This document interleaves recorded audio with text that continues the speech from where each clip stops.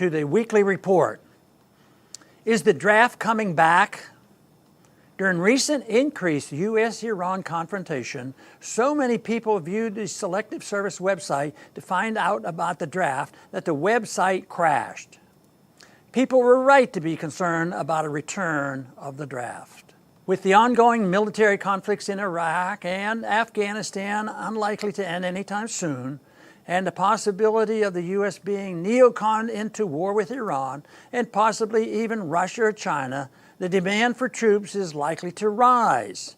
At the same time, soldiers return home with lifelong medical problems, including psychological problems, causing a horrifying number of veterans to commit suicide. All this can make it more difficult for the military to attract recruits. And it can leave a Congress unwilling to pursue non-intervention with a choice: increase spending on troops, pay, and benefits, or bring back the draft. A Congress facing in over $25 trillion debt may reinstate the draft instead of further increasing spending on the troops. Any further draft will probably include women, thanks to judges, politicians, and feminists who think women should have the so-called opportunity to be forced to join the military. A military draft violates the principles that individuals have inalienable rights that no government should violate. A draft also puts all our rights at risk. If we accept that the government has the legitimate authority to force individuals to fight, kill, and die in a war, then how can we argue that the government cannot force citizens to pay high taxes, purchase health insurance, or submit to TSA screenings? How can we argue against the government forbidding people from smoking marijuana or owning an assault weapon?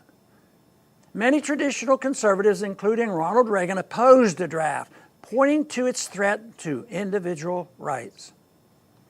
Some anti-war individuals have endorsed the draft on the theory that a draft makes politicians less likely to support war.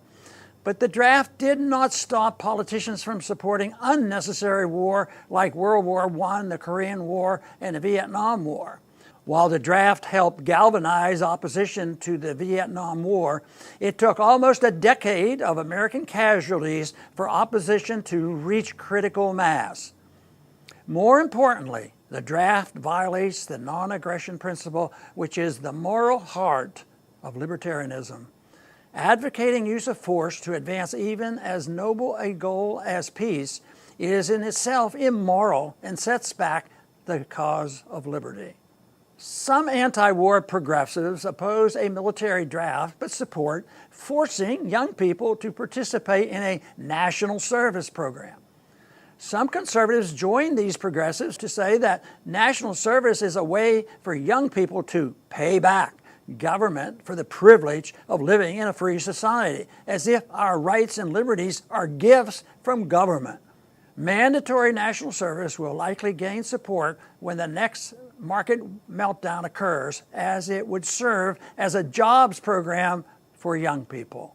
All those who support liberty must be prepared to fight any attempt to reinstate the military draft or to mandate any other type of national service.